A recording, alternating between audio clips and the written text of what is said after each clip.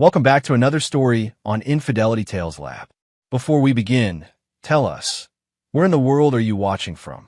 Now, let's dive into today's story. Chapter 1.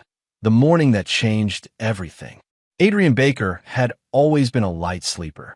15 years in Army intelligence had trained him to wake at the slightest disturbance, a skill that never faded even after he'd traded fatigue for business casual and started his consulting firm in Seattle.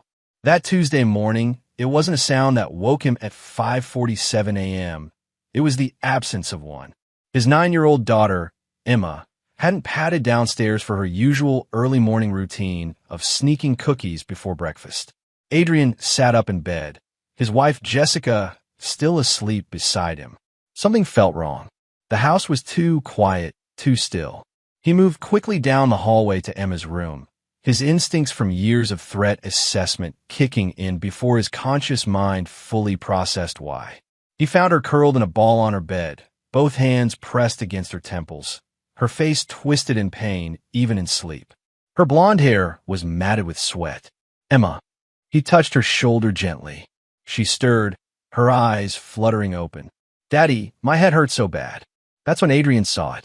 A dark red stain had spread across her white pillowcase, roughly the size of a dinner plate, the fabric saturated and still damp. His training kept him calm, even as his heart rate spiked. "Jessica." He kept his voice level but urgent. "I need you. Now." His wife appeared within seconds, taking one look at Emma's pillow and going pale. "Oh God, is she bleeding?" "Adrian, get dressed. We're going to the hospital." He scooped Emma into his arms, noting her elevated temperature, her unfocused eyes, the way she couldn't seem to hold her head steady. "Baby, I need you to stay awake for Daddy, okay?" The drive to Seattle Children's Hospital took 12 minutes that felt like hours. Adrian's mind raced through possibilities, each worse than the last. Head trauma, aneurysm, tumor. He forced himself to breathe, to think clearly. Panic helped no one. In the ER, Dr. Miranda Marquez took charge immediately, her efficiency reminding Adrian of field medics he'd worked with overseas. She examined Emma thoroughly while Adrian and Jessica watched, hands clasped together so tightly their knuckles were white. "Mr. Baker," Dr. Marquez said after 20 minutes that aged Adrian a decade, "I need you to bring me that pillowcase. Right now. Don't touch it with your bare hands." "What's wrong with my daughter?" Jessica asked, her voice cracking. "Her symptoms suggest chemical exposure, possibly through prolonged contact." The doctor's expression was grave. "The stain on the pillow, it's not blood." Adrian felt something cold settle in his stomach. "What is it?" Dr. Marquez led them to a small lab room where she'd taken a sample under a microscope. "I'm not certain yet, but the preliminary tests suggest an organophosphate compound, likely mixed with a red dye to mask it. Someone wanted this to look like a nosebleed or a child's messy bedding." "Somewhat." Jessica gripped Adrian's arm. "You're saying someone did this deliberately?" "The concentration, the placement, this wasn't accidental." Dr. Marquez lowered her voice, though they were alone. "Mr. Baker, you need to call the police. Immediately. This is attempted murder." The words hung in the air like a death sentence. Adrian's military training took over, his mind already shifting into tactical mode, even as rage threatened to overwhelm him. Someone had tried to kill his daughter, his baby girl. He pulled out his phone with steady hands, though inside he was anything but steady. "Jessica, stay with Emma. Don't let anyone near her except Dr. Marquez." Detective Brian Dixon arrived within the hour, a veteran investigator with sharp eyes and a methodical approach. Adrian appreciated both qualities. Dixon listened without interrupting as Adrian explained the morning's events, taking detailed notes. "I'll need to see your house. Interview anyone who's had access to your daughter's room," Dixon said. "This kind of targeted poisoning, it's personal. Someone with a grudge." "My daughter is 9 years old," Adrian said, his voice ice cold. "What kind of grudge involves poisoning a child? The kind that's not really about the child." Dixon met his eyes. "Mr. Baker, Dr. Marquez mentioned you have a military background. Intelligence. 15 years. Counterintelligence specialist. I got out 3 years ago, started a security consulting firm." Then you know how this works. We need to look at enemies. People you've put away, cases you've worked, anyone who might want to hurt you through your family. Adrian had already been thinking the same thing, his mind cataloging the hundreds of people he'd helped prosecute or investigate over his career. But those were government secrets, classified operations. Emma was a civilian, a child. This violated every rule of engagement he'd ever known. There's something else, Dixon said, hesitating. The chemical used, organophosphates? That's specialized knowledge. Military background, possibly agricultural or pharmaceutical. Whoever did this knew exactly what they were doing. They wanted her to suffer, Adrian said quietly. Slow exposure. Neurological damage. She would have died in weeks, maybe days, and everyone would have thought it was a tragic illness. But you woke up early. You found her in time. Dixon closed his notebook. That saved her life. Now, let's make sure we catch whoever did this before they try again. Chapter 2. The hunt begins. The forensics team descended on the Baker house like a SWAT unit, photographing, swabbing, collecting. Adrian stood in Emma's doorway, watching them dismantle his daughter's sanctuary, and felt the rage building behind his carefully maintained calm exterior. Emma was stable at the hospital, undergoing chelation therapy to remove the poison from her system. Jessica hadn't left her side. Adrian had kissed them both, promised everything would be okay, then returned home to hunt. Because that's what this was now.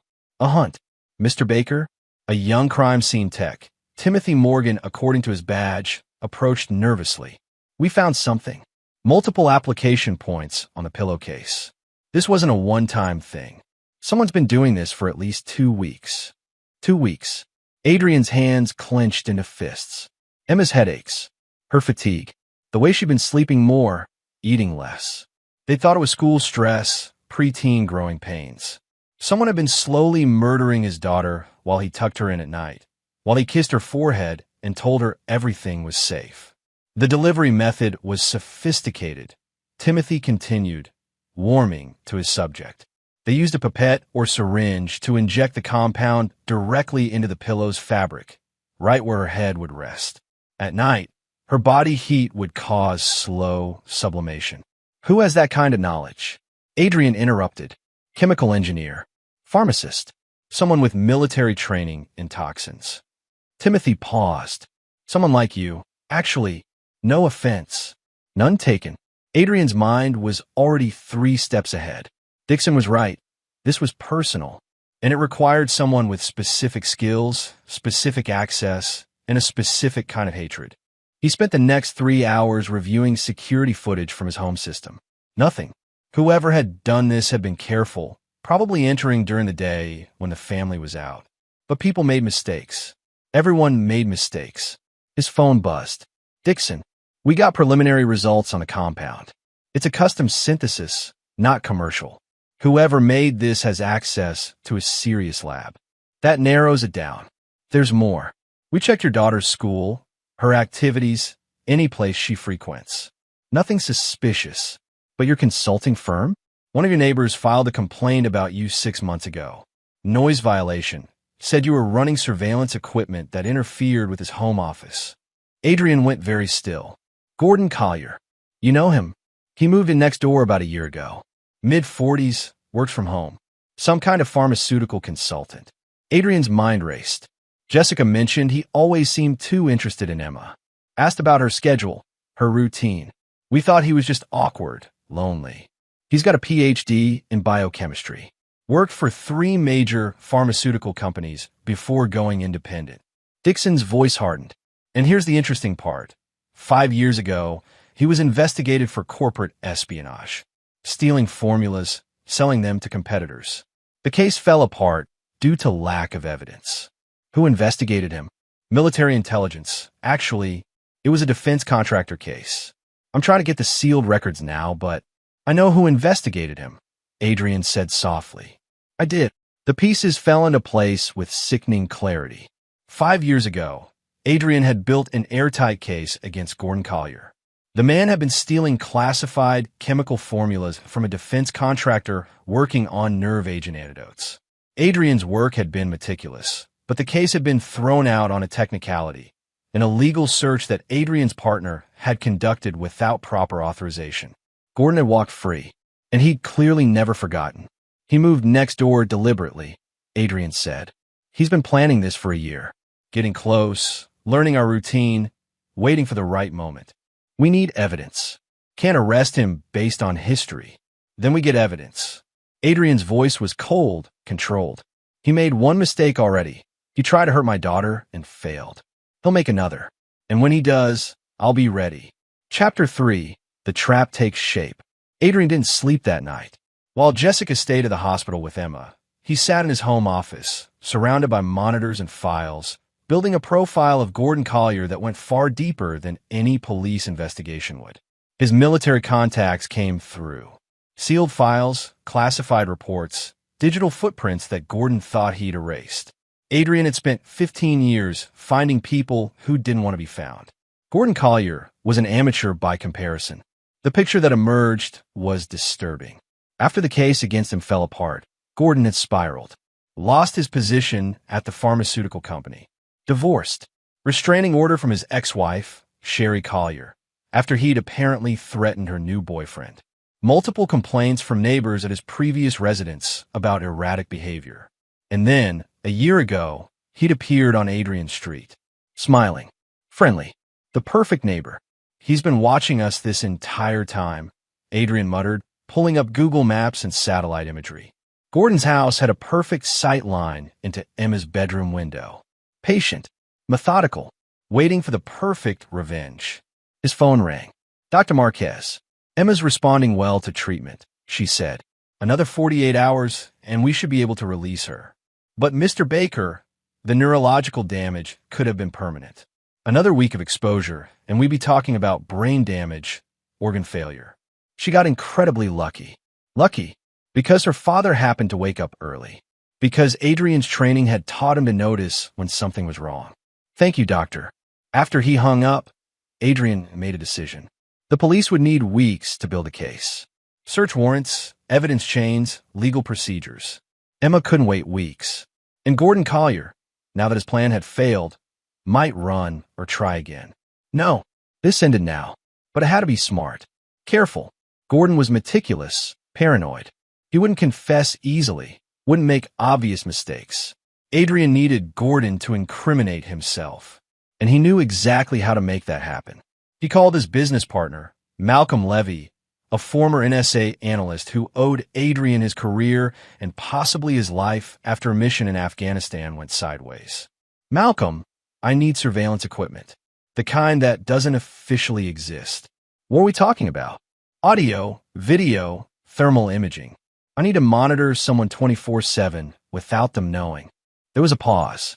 Adrian, if this is about Emma, he tried to murder my daughter. The police know it, I know it, but proving it legally will take too long. I need him to confess, Malcolm. On tape. Admissible or not, I need the truth. I'll be there in 2 hours. While he waited, Adrian reviewed Gordon's daily routine, cataloged from security footage and social media posts. The man was a creature of habit. Morning coffee at 7 a.m. on his back porch. Lunch at noon. Evening walk at 6 p.m. Always the same route through the neighborhood. Habits meant vulnerabilities. Malcolm arrived with a black duffel bag full of equipment that technically didn't exist and definitely wasn't legal. This is encrypted, military grade. If you're doing what I think you're doing, I'm doing exactly what you think I'm doing. Then be careful. Men like Collier, when they're cornered, they get dangerous. I'm counting on it. Over the next 2 days, while Emma recovered in the hospital and Jessica maintained her vigil, Adrian installed surveillance equipment throughout Gordon's property. Micro cameras in his hedges, audio pickups disguised as garden ornaments, thermal sensors to track movement inside the house. It was highly illegal. It would never be admissible in court. Adrian didn't care. This wasn't about court. The surveillance revealed that Gordon was anxious. He kept checking news websites for updates about Emma. He'd cleared his home lab, a converted garage, of any evidence, disposing of chemicals in the dead of night. But he'd kept notes, digital files on an encrypted drive, probably thinking he was untouchable. Amateur mistake. Adrian had broken encryption for terrorist cells. Gordon's system Took him 40 minutes. The files confirmed everything. Detailed plans for Emma's poisoning. Calculations of dosage, timeline, expected symptoms. Notes about Adrian's schedule, the family's routine. And the motive, written in Gordon's own words. Adrian Baker destroyed my life. Now he'll watch helplessly as I destroy what he loves most. Slow, painful, untraceable. The perfect revenge. Adrian stared at the screen, his jaw clenched so tight it ached. This wasn't just about revenge anymore. This was about making absolutely certain Gordon Collier never hurt another innocent person again. He had the evidence. Now he needed the confession. And for that, he needed Gordon to believe he'd won. Chapter 4. Playing the Prey. Emma came home on Friday, pale and weak, but alive. Adrian carried her up to her room, now completely sanitized and refurnished, and tucked her in, his throat tight with emotion. "Daddy, why would someone want to hurt me?" she asked, her voice small. "Because some people are broken inside, sweetheart. But you're safe now. I promise. You'll catch them? I already have." He kissed her forehead. "Now you just focus on getting better." Downstairs, Jessica waited, her eyes red from crying, but her spine straight. 3 years of being married to Adrian had taught her to recognize when he was in operational mode. "What are you going to do? What needs to be done?" He pulled her close. "Trust me, Gordon Collier will never threaten our family again. The police will have everything they need when I'm finished. But he's too smart for conventional investigation. He's been planning this for years. He won't make simple mistakes. So you'll make him make complicated ones." Adrian smiled grimly. "Exactly. The next phase required theater." Adrian needed Gordon to believe his plan had partially worked, that Emma was permanently damaged, that Adrian was broken and distracted. A wounded animal was easier to finish off than a healthy one. He started by letting the neighborhood see him looking haggard. Missed shaves, rumpled clothes, the appearance of a man falling apart. He made a show of arguing with Jessica in the driveway, staged but convincing, about medical bills and Emma's prognosis. Gordon watched from his window. Adrian could feel those eyes on him, could practically hear the satisfaction in the man's breathing. "He's taking the bait," Malcolm reported from his surveillance post. "He's been online researching Emma's symptoms, tracking news reports. He thinks he's in the clear. Good. Let him get comfortable." The real trap was more subtle. Adrian began going through the motions of a man, trying to investigate on his own and failing. He was seen at the police station, leaving frustrated. He hired a private investigator, actually a friend from his Army days, Ron Larson, to ask obvious questions around the neighborhood. To Gordon, it would look like Adrian was flailing, desperate, getting nowhere. But in reality, Adrian was tightening the noose. Every staged moment of failure was designed to build Gordon's confidence, to make him sloppy. Overconfident people made mistakes. Meanwhile, Adrian's real investigation continued in the shadows. He traced Gordon's financial records, finding payments to a chemical supply company in Oregon. He tracked Gordon's movements over the past year, building a timeline of surveillance and preparation. He interviewed Gordon's ex-wife, Sherry, who confirmed Adrian's worst suspicions. "He's obsessed with you," Sherry said over coffee, her hands shaking. "After the trial fell apart, he blamed you personally. Said you'd ruined his life, that he'd make you pay. I thought it was just bitter talk, but when I heard about your daughter, I knew. God, I should have warned you. You're helping now. That's what matters. What are you going to do?" Adrian's expression went cold. "Whatever it takes." Chapter 5. The Confrontation. The opportunity came on a Tuesday evening, exactly 2 weeks after Emma's poisoning. Gordon was walking his usual evening route, cocky and confident, probably savoring his perceived victory. Adrian fell into step beside him. "Beautiful evening," Adrian said conversationally. Gordon startled, his composure slipping for just a moment before he recovered. "Adrian, how's Emma?" "Recovering. Slowly." Adrian kept his voice neutral, defeated. "The doctors say there might be permanent neurological damage. We won't know for months." He watched Gordon's face carefully. There, just a flicker of satisfaction, quickly masked by false concern. "That's terrible. Any idea what caused it?" "The police think it was deliberate. Someone poisoned her. Adrian stopped walking, turned to face Gordon directly. They think it might be someone with pharmaceutical knowledge. Someone who understands chemical compounds. Gordon's eyes went hard.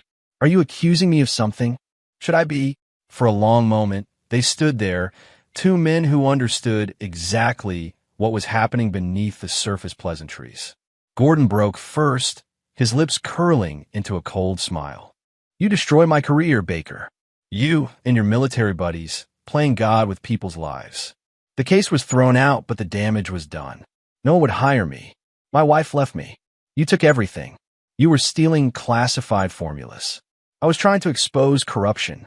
That defense contractor was price gouging, keeping life-saving medications out of reach. But you didn't care about that, did you? You just followed orders. So you decided to murder my 9-year-old daughter. I decided to teach you about loss. Gordon's mask slipped completely now, his voice venomous. To make you feel what I felt. Helpless. Broken. Watching everything good in your life turn to poison. Adrian's hand moved to his phone in his pocket, but he didn't need to activate the recording. Malcolm was capturing everything from 3 different angles, including the micro camera on Adrian's jacket button. It won't work, Gordon continued, his confidence returning. You have no proof. I cover my tracks perfectly. That chemical compound? Untraceable. My lab? Sanitized. Your daughter will suffer for years, and you'll never be able to prove I did it. I already have proof. Gordon laughed. Impossible.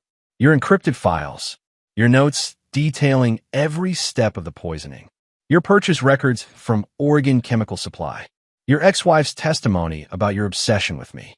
And this conversation, recorded from 4 angles with military-grade equipment. The blood drained from Gordon's face. Did you really think you were smarter than me?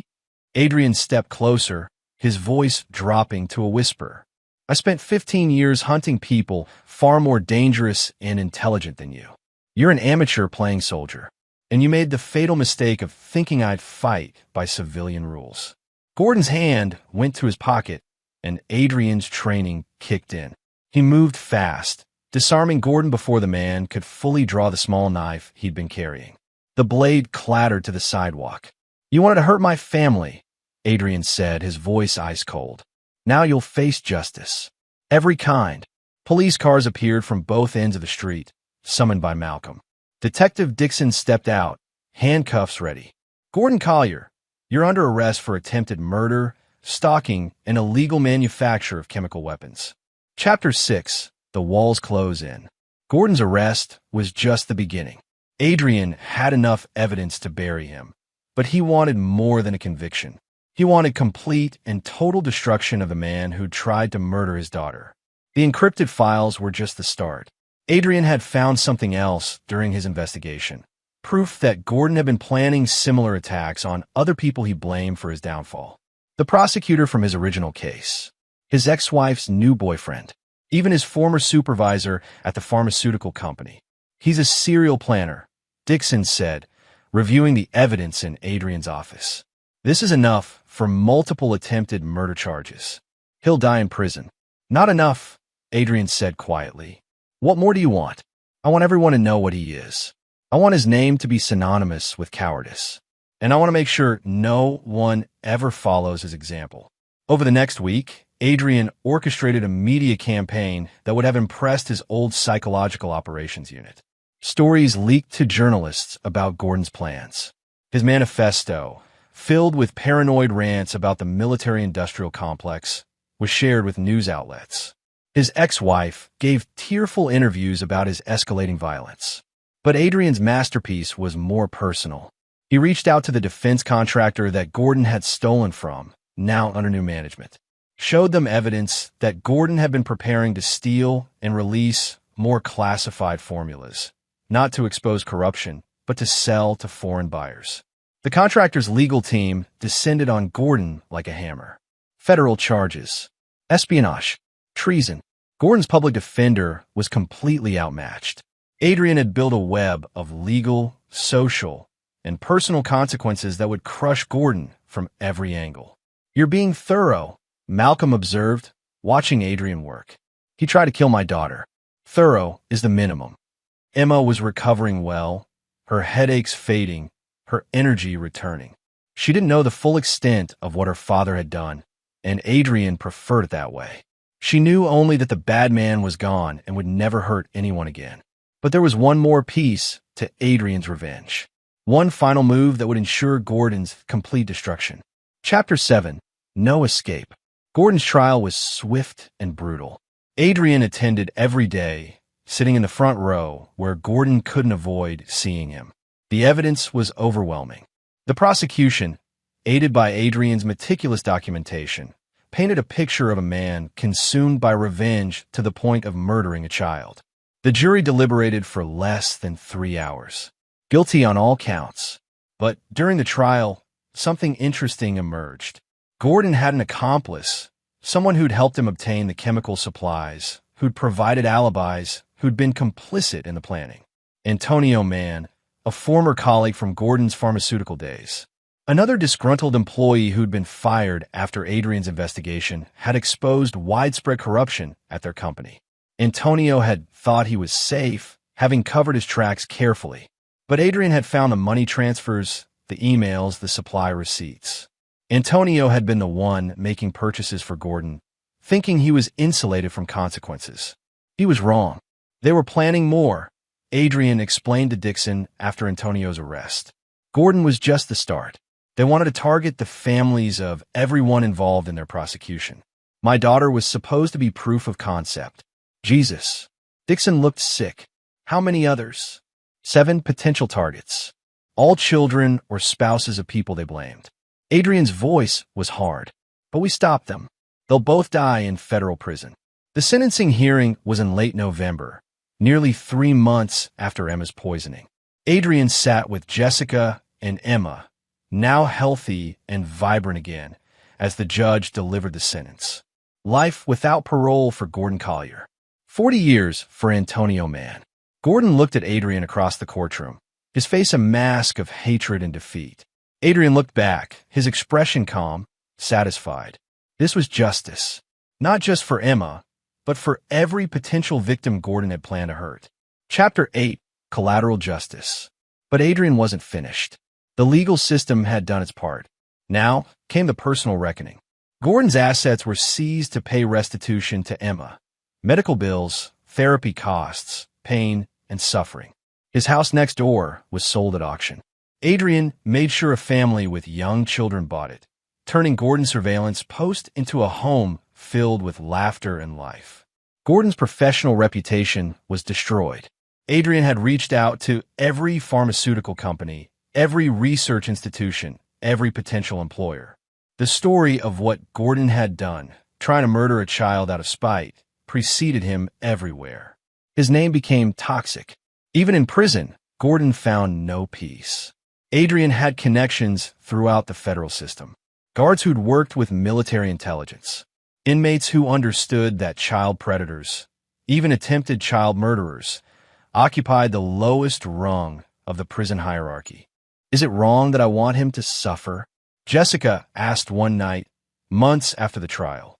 He tried to kill our daughter, Adrian said simply. Suffering is the minimum he deserves. But the real victory wasn't Gordon's destruction. It was Emma's recovery. By spring, she was back to her normal self, playing soccer, getting straight A's, laughing at dinner. The poisoning had left no permanent damage, physically or psychologically.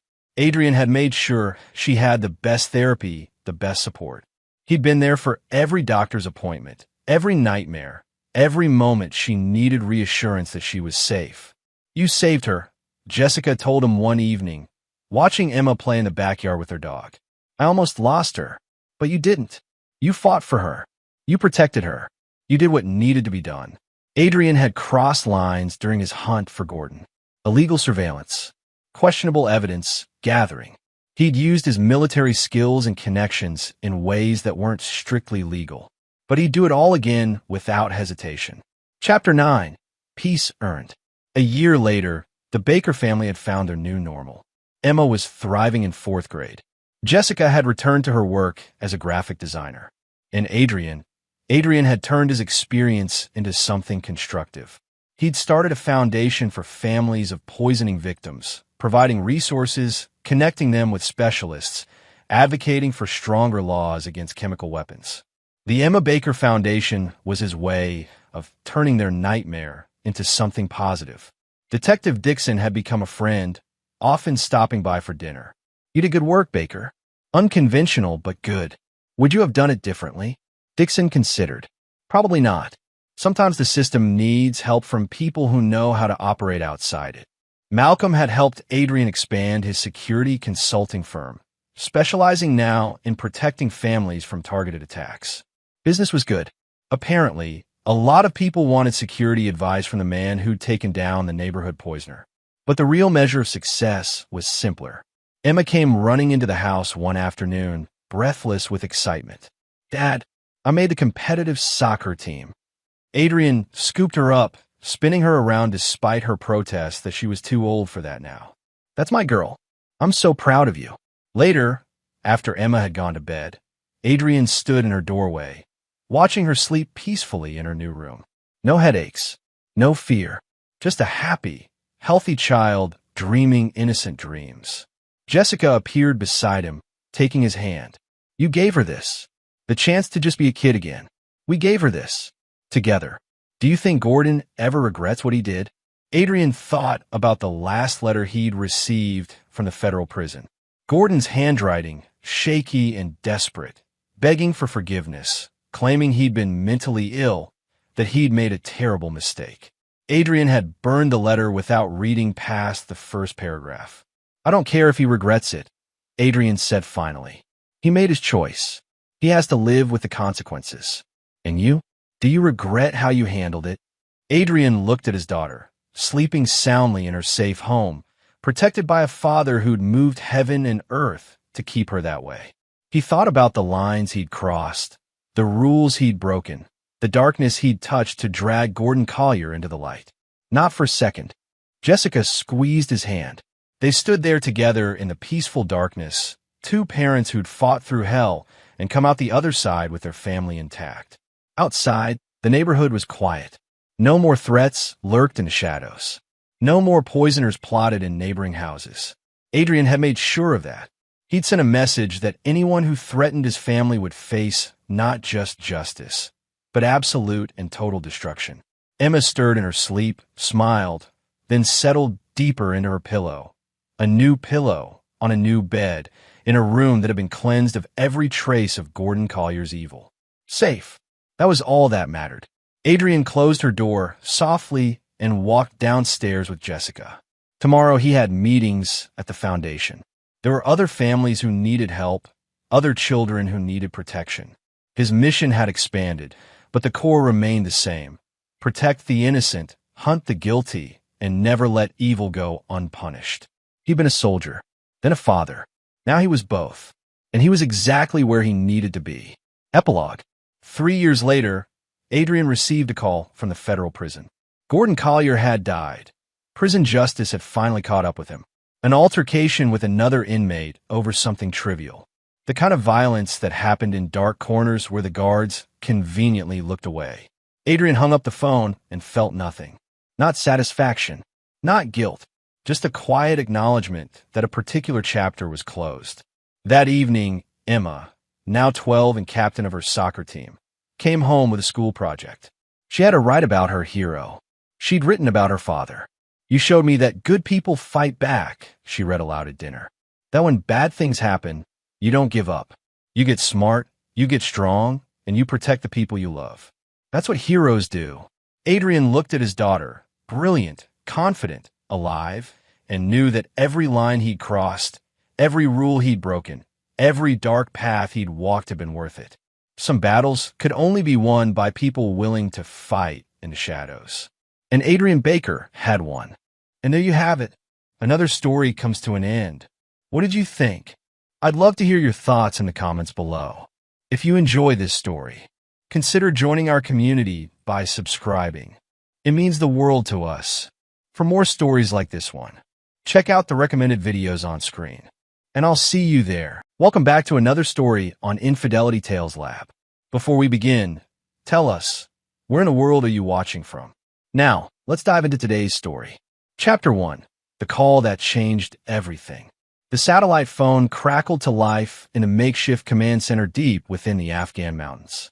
Staff Sergeant Christoph Kruger wiped the sweat and dust from his brow as he answered, expecting another mission briefing from command. Instead, a nervous female voice filled the encrypted line. "Mr. Kruger?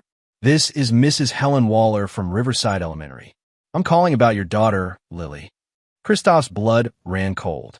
In his 12 years of military service, 8 of those in special operations, family calls during deployment meant only one thing: emergency. His mind immediately went to the worst possibilities: accident, injury, death. What happened to my daughter? His voice carried the controlled tension of a man trained to handle crisis. "Well, sir, she hasn't had lunch money all week. When we asked her about it, she said her mother took it for something important. We were wondering if—" "Put her on the phone." The command was sharp, final. "Daddy." Lily's small voice trembled through the connection, and Christoph's heart clenched. At 8 years old, she shouldn't sound so frightened. "Hey, princess, tell Daddy what's going on. Mommy took my lunch money, and when I asked for it back, Vernon got mad. He said I was being selfish." She paused, and Christoph heard her sniffle. "Daddy, Vernon hits me when I don't call him Daddy. He says you're not coming back, and he's my new daddy now." The world around Christoph seemed to freeze. The sounds of the forward operating base, generators humming, helicopters in the distance, soldiers talking, all faded into white noise. In that moment, the careful emotional walls he'd built during years of black operations began to crack. But not from sadness, from pure, unadulterated rage. Christoph Kruger wasn't just any soldier. His official record showed a decorated staff sergeant with multiple deployments and commendations. What it didn't show was his real work: psychological operations, targeted elimination, and the kind of missions that didn't officially exist. He was a ghost who created other ghosts. A shadow who understood that sometimes the greatest weapons weren't bullets or bombs, but fear and broken minds. "Lily, baby, listen to me carefully," he said, forcing his voice to remain calm. "Daddy is coming home very soon. Can you stay with Grandma Bernice for a few days? Mommy said Grandma is trying to steal me away from her." Of course Carmen would poison their daughter against his mother. Bernice Kruger had never liked Carmen, calling her shallow and opportunistic from the beginning. Christoph had dismissed it as typical mother-in-law bias. Now he realized his mother had seen something he'd been too blind to notice. "Lily, I need you to do something very important for Daddy. Can you be brave?" "Yes, Daddy. If Vernon ever hurts you again, I want you to go to your room and call Grandma. Can you remember her number?" After ensuring Lily could recite the number, Christoph ended the call with his daughter and immediately dialed his wife. Carmen answered on the 4th ring, and he could hear music and laughter in the background. "Chris, why are you calling? I thought you couldn't use phones over there." "Carmen, why doesn't Lily have lunch money?" A pause, then defensive anger. "I needed it for a spa day. I've been stressed dealing with everything alone while you're off playing soldier." "Playing soldier?" The words came out deadly quiet. "Look, I didn't sign up to raise your brat by myself. She's becoming a real handful, always asking about you, always wanting attention. It's exhausting. Vernon thinks maybe she needs more discipline." "Vernon, my boyfriend. Well, technically my fiancé now." She giggled, the sound like nails on a chalkboard to Christoph's ears. "He proposed last week. We're thinking a Christmas wedding. You're still married to me, Carmen." "Not for long. My lawyer says since you're never here anyway, it should be easy to prove abandonment. Oh, and Chris, don't expect to see much of Lily after the divorce. Vernon thinks it would be better if she had a stable father figure instead of some part-time soldier." The line went dead. For several minutes, Christoph sat in absolute silence, processing what had just happened. Around him, his team continued their mission prep, unaware that their team leader was planning an entirely different kind of operation. Christoph had been married to Carmen for 9 years, and he'd thought their relationship was solid. They'd met when he was a young soldier stationed at Fort Bragg, and she was working as a waitress near the base. She'd seemed impressed by his confidence and drive, and he'd been drawn to her apparent sweetness and charm. Looking back now, he could see the signs he'd missed. how she'd always been more interested in the benefits of being a military wife than in him as a person, how she'd grown more distant with each deployment, how she'd started finding excuses not to visit him during his brief returns home. But Lily was innocent in all of this. His daughter was being hurt, manipulated, and emotionally abused while he was thousands of miles away, unable to protect her. That ended now. Christoph walked to his commanding officer's tent. Major Spencer Barlow looked up from his mission reports, noting the expression on his subordinate's face. "Problem, Kruger? Family emergency, sir. I need to request immediate leave." Barlow studied him carefully. He'd worked with Christoph long enough to know that the man didn't request anything lightly. "How immediate? Next flight out. That's serious?" Christoph met his commander's eyes. "My wife is divorcing me and trying to keep my daughter from me. Her new boyfriend is physically abusing my child." Barlow didn't hesitate. "Consider it done. I'll have you on the supply flight tomorrow morning." As Christoph packed his gear that night, his mind was already working through possibilities. He'd spent years learning how to destroy enemies through psychological manipulation, how to dismantle lives systematically and completely. Those skills weren't limited to foreign combatants. Carmen and Vernon had made the mistake of threatening the one thing in the world that Christoph Kruger would kill for: his daughter. They had no idea what was coming for them. Chapter 2. The Hunter Returns. 24 hours later, Christoph stood in the Baltimore airport, wearing civilian clothes and carrying a single duffel bag. To anyone looking, he appeared to be just another soldier returning from deployment. They couldn't see the cold calculation in his eyes or the detailed plans already forming in his mind. His first stop was a car rental agency, where he selected a nondescript sedan with tinted windows. His second stop was a shopping mall, where he purchased a variety of items that would have seemed random to an observer: prepaid phones, small recording devices, a high-end camera with telephoto lens, and several changes of clothes that would help him blend into different environments. Christoph had learned long ago that the best intelligence operations began with thorough reconnaissance. Before he made any moves against Carmen and Vernon, he needed to understand their routines, their weaknesses, and their secrets. He drove to his old neighborhood in the suburbs of Norfolk, Virginia, parking 3 blocks away from the house he'd bought for his family 5 years earlier. Using the telephoto lens, he began surveillance of his own home. The house looked different. Carmen had clearly redecorated, and there was a black pickup truck in the driveway that he didn't recognize. Through the windows, he could see movement: his wife and a man he assumed was Vernon. For 2 hours, Christoph watched and photographed. At 3:15 p.m., a school bus stopped in front of the house, and Lily stepped off. She walked slowly to the front door, her shoulders slumped in a way that broke her father's heart. Through his telephoto lens, Christoph watched as Vernon opened the door. Even from a distance, he could see the man's aggressive body language as he spoke to Lily. When she tried to walk past him into the house, Vernon grabbed her arm roughly and pulled her back, pointing his finger in her face. Christoph's hands tightened on the camera, but he forced himself to remain calm and continue documenting. Evidence first, justice second. That evening, after Lily had gone to bed, Christoph watched Carmen and Vernon through the living room window. They were drinking wine and laughing, completely oblivious to the predator studying them from the shadows. Vernon Waters was exactly what Christoph had expected. Mid-30s, average height, soft around the middle from too much beer and too little exercise. He wore expensive clothes and drove an expensive truck, but everything about him screamed insecurity. The kind of man who bullied children and women to feel powerful. Carmen had changed too. Her hair was different, bleached blonde instead of her natural brown, and she clearly had some cosmetic work done.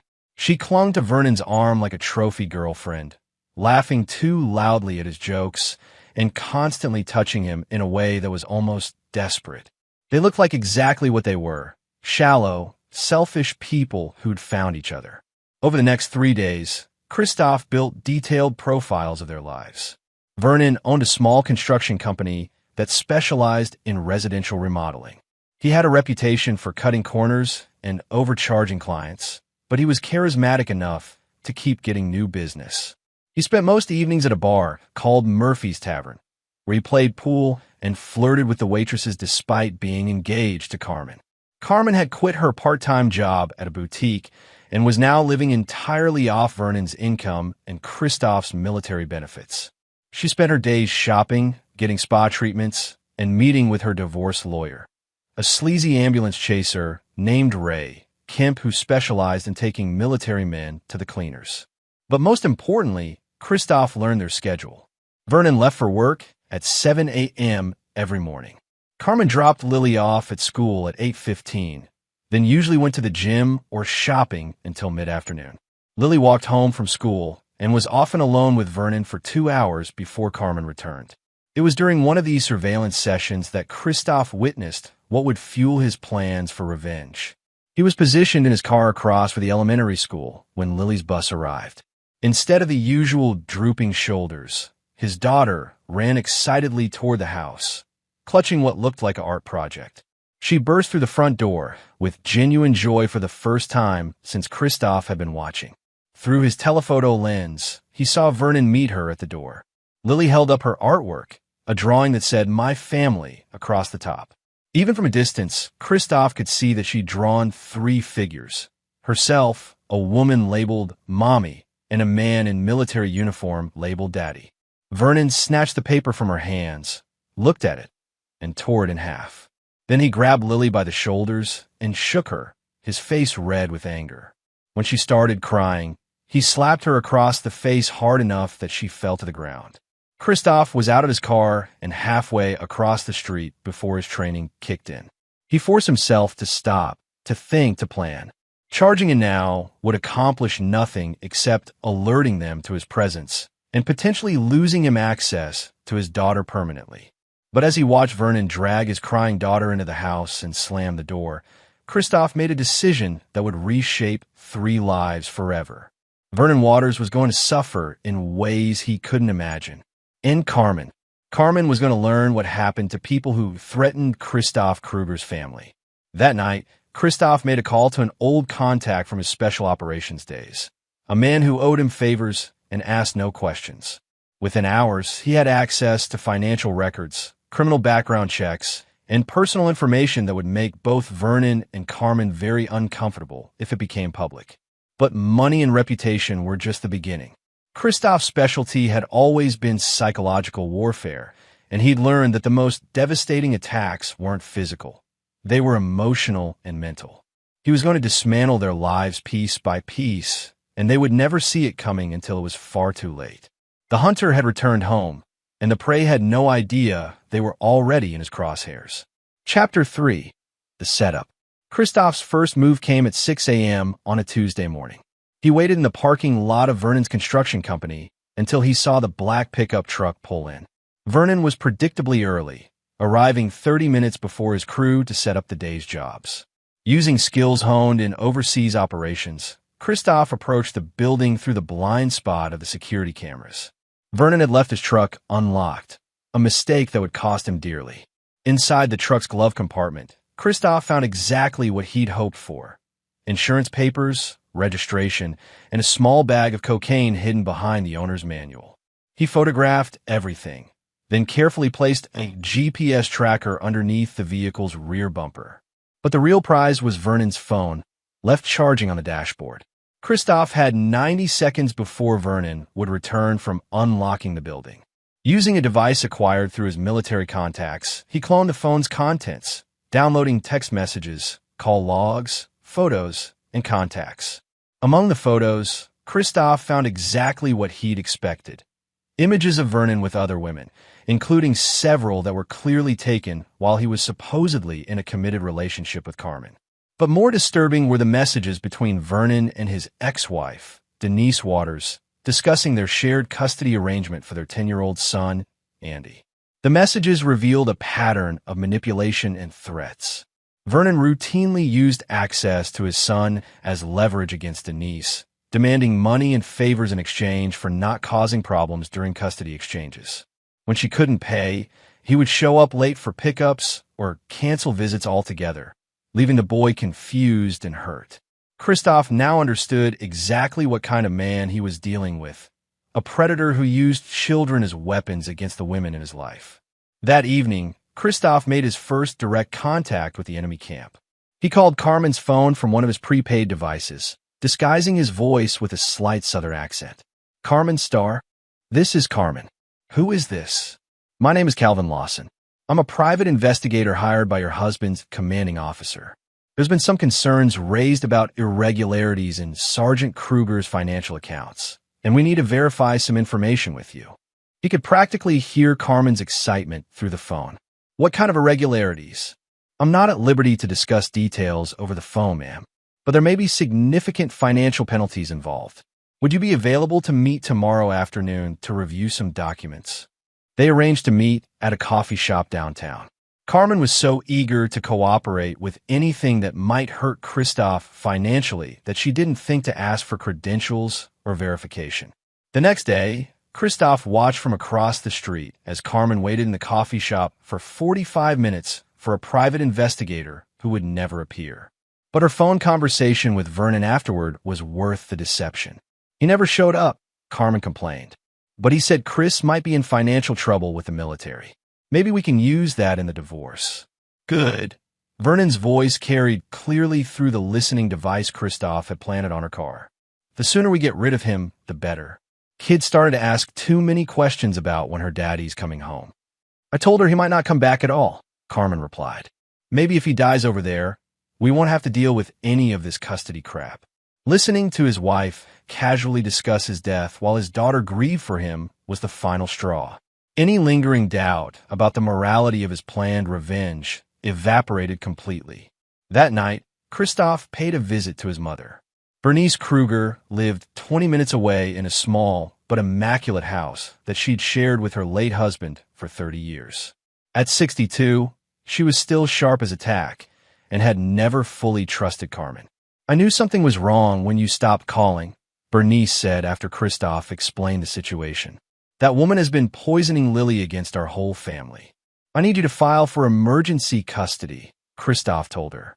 I'll provide evidence of the abuse. You should have listened to me about her years ago, Bernice said sadly. But we'll get Lily back. Whatever it takes. It's going to get messy, Mom. Carmen and Vernon aren't going to give up without a fight. Bernice Kruger looked at her son with steely determination. Then we'll give them a fight they'll never forget. While his mother worked with a family law attorney to build a custody case, Christoph initiated the next phase of his plan. Using the financial information he'd gathered, he discovered that Vernon's construction company was operating with several expired licenses and had been cited multiple times for safety violations. A few anonymous tips to the appropriate regulatory agencies would shut down Vernon's business within weeks, but Christoph wanted something more devastating than mere financial hardship. He wanted to destroy Vernon's reputation, his relationships, and his sense of security. He wanted the man who had hurt his daughter to understand what real fear felt like. The plan he devised was elegant in its simplicity and brutal in its execution. Over the next 2 weeks, he would systematically dismantle every aspect of Vernon and Carmen's lives, while simultaneously building an ironclad case for custody of his daughter. Phase 1 involved Vernon's ex-wife, Denise. Using the information gathered from Vernon's phone, Christoph reached out to her through a mutual acquaintance, another military wife who had once been friends with Carmen. Denise Waters was bitter, angry, and eager for revenge against her ex-husband. When presented with evidence of Vernon's current manipulation tactics and threats regarding their son, she immediately agreed to cooperate with any plan that would remove Vernon from Andy's life permanently. That bastard has been using our son as a weapon for 3 years, Denise told Christoph during their clandestine meeting. I've been documenting everything, but I needed more evidence to convince a judge. I can give you more evidence than you'll know what to do with, Christoph assured her. Phase 2 involved Carmen's divorce lawyer, Ray Kemp. The sleazy attorney had made a career of bleeding military families dry, but he'd also made plenty of enemies along the way. Christoph's research revealed that Kemp had several pending ethics violations and at least 3 former clients who were willing to testify about his incompetence and borderline criminal behavior. A few strategic conversations with the right people would ensure that Kemp's license was under review just as Carmen needed him most. But the centerpiece of Kristoff's revenge was Phase 3, a carefully orchestrated campaign of psychological warfare that would leave Vernon paranoid, isolated, and desperate. It would begin with small things, tools missing from his job sites, anonymous calls to his clients suggesting problems with his work, subtle signs that someone was watching him. Vernon would initially dismiss these incidents as coincidence or bad luck. Then the pressure would increase. Photographic evidence of his affairs would find their way to Carmen. Evidence of his drug use would reach his parole officer from a previous arrest. His truck would develop mysterious mechanical problems at the worst possible moments. By the time Vernon realized he was under attack, Kristoff would already have dismantled his entire life. And the beauty of the plan was that Vernon would never be able to prove who was responsible. As Kristoff finalized the details of his revenge, he allowed himself one moment of satisfaction. Carmen and Vernon had thought they could steal his daughter and destroy his family while he was deployed, believing he was powerless to stop them. They were about to learn that Kristoff Kruger was never powerless. He was just patient. The war was about to begin, and only one side knew they were fighting. Chapter 4. First Strike. The attack began on a Monday morning with surgical precision. Vernon arrived at his first job site to find that someone had vandalized his truck overnight.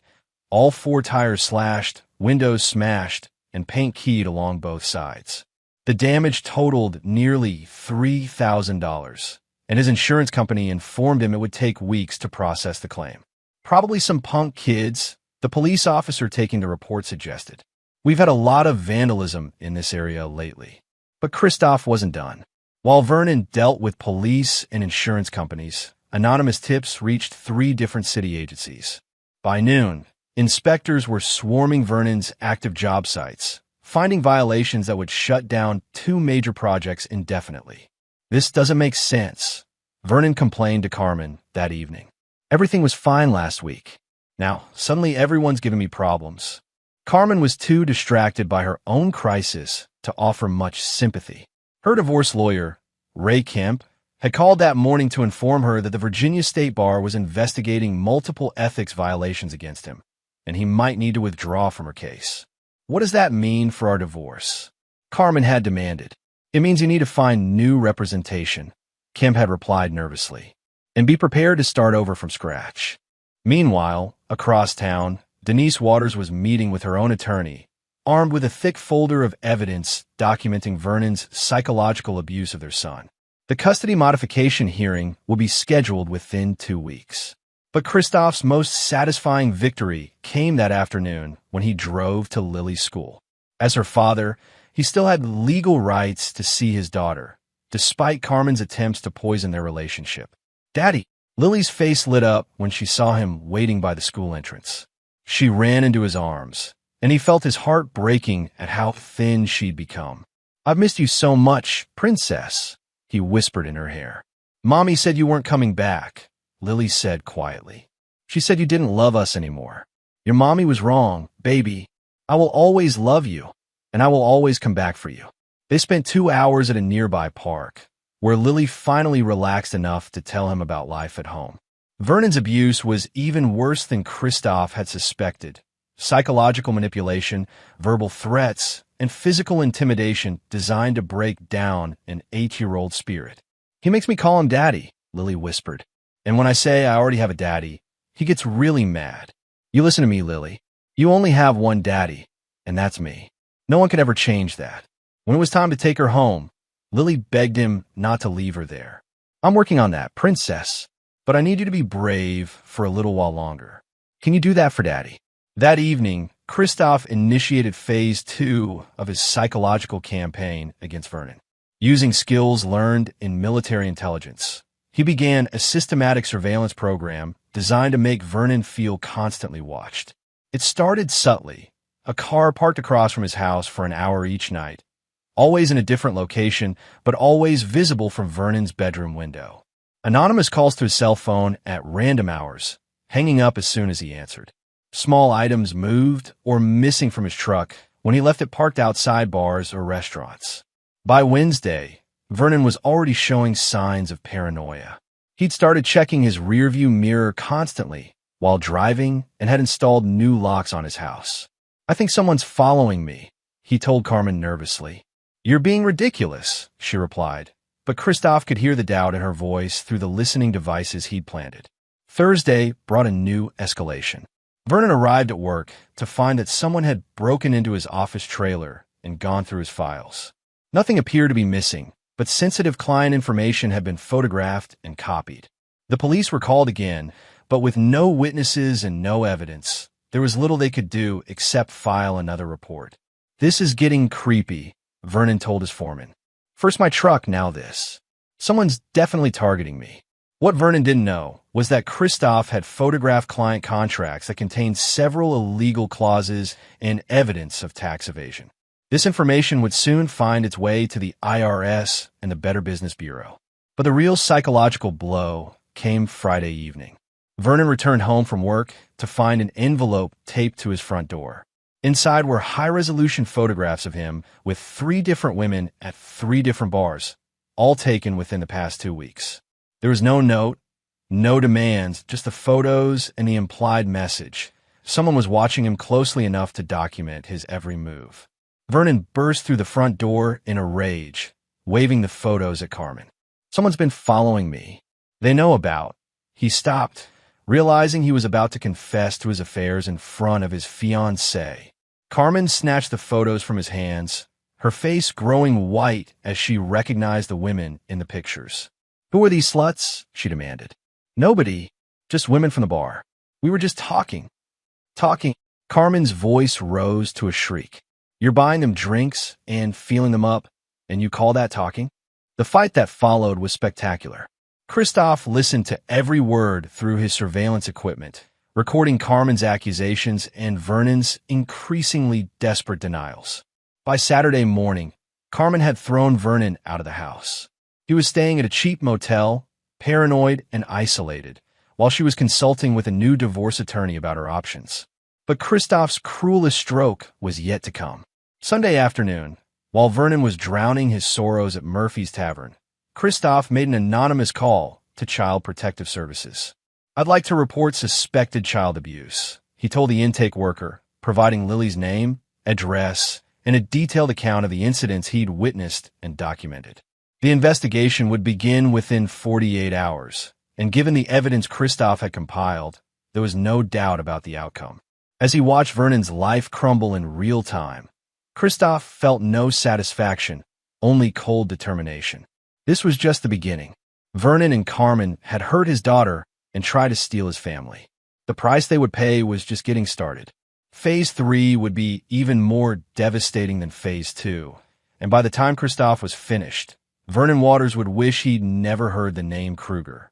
The hunter was methodically destroying his prey, and the best part was that Vernon still had no idea who was stalking him. Chapter 5. The Tightening Noose.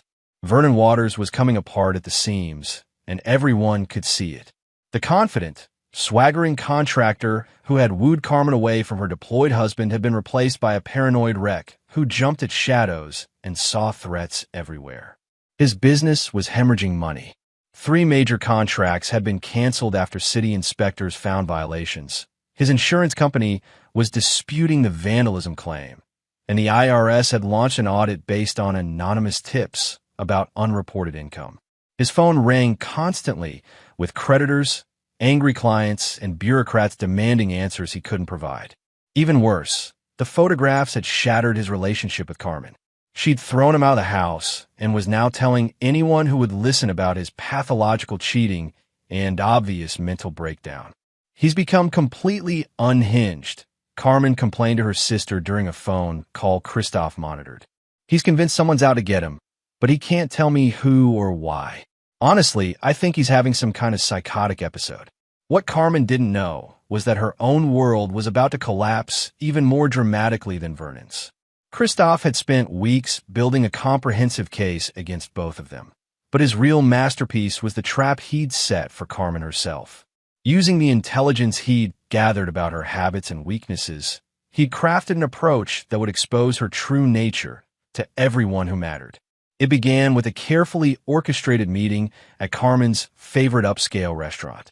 Christoph, wearing an expensive suit and using the alias Gabriel Mejia, approached her table where she was dining alone. "Excuse me, aren't you Carmen Kruger? The one who's been in the news about that tragic military widow case?" Carmen looked confused. "I'm Carmen Starr, but I'm not a widow. My husband is still deployed." "Oh my goodness, I'm so sorry," Gabriel/Christoph said, feigning embarrassment. "I must have you confused with someone else. Although, you are exactly the type of woman I'm looking for." He handed her an elegant business card. "I'm Gabriel Mejia, a casting director for Lifetime Network. We're producing a documentary about military families dealing with deployment stress, and you have exactly the look we want for our lead interview subject." Carmen's eyes lit up with interest. The prospect of being on television appealed to her massive ego. "We're offering $5,000 for a day's filming," Gabriel continued, "plus potential opportunities for follow-up appearances if the documentary is successful." He'd chosen the bait perfectly.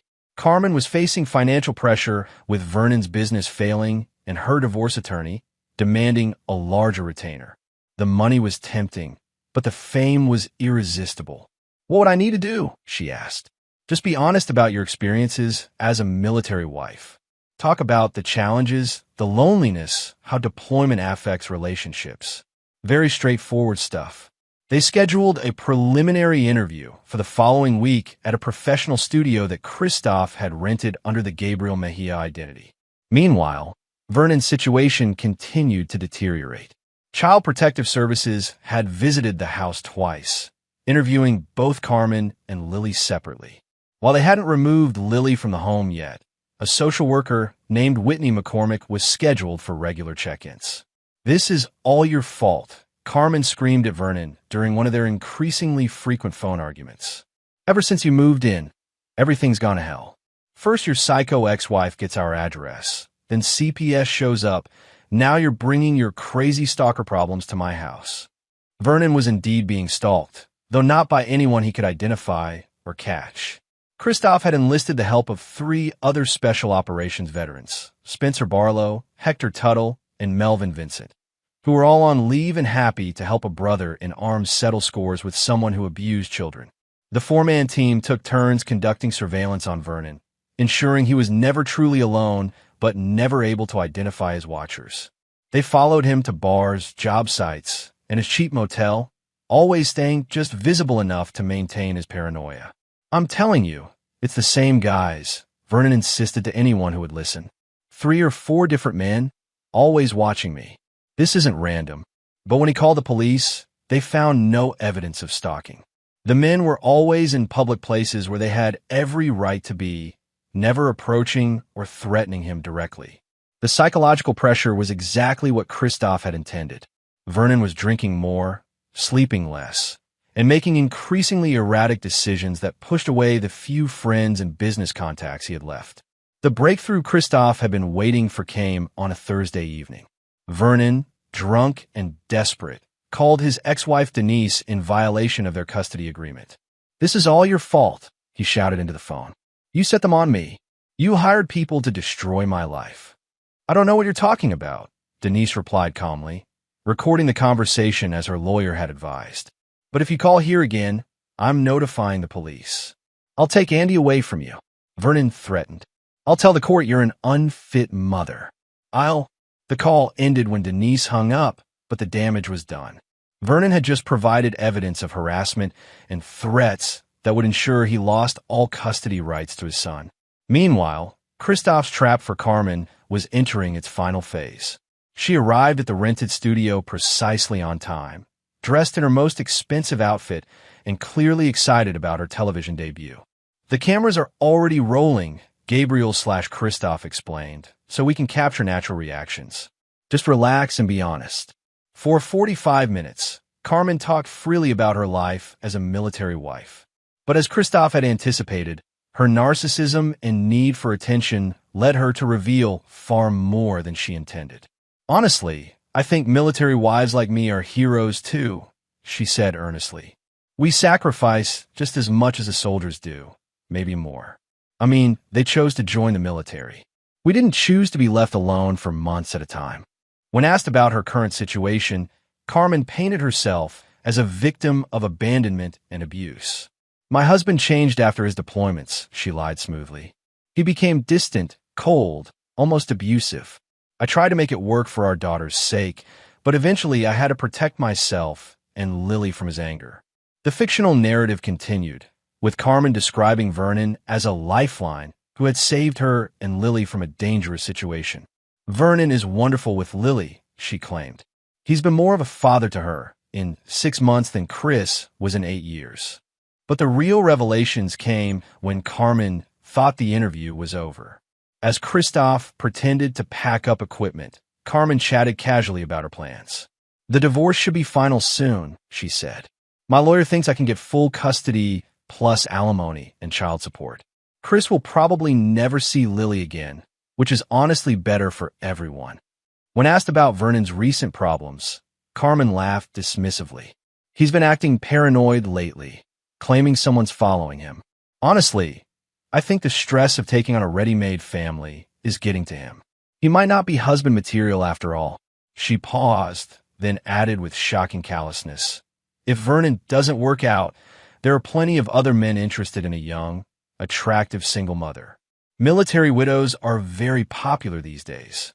The interview ended with Carmen signing a release form, completely unaware that she'd just provided devastating evidence of her true character and intentions.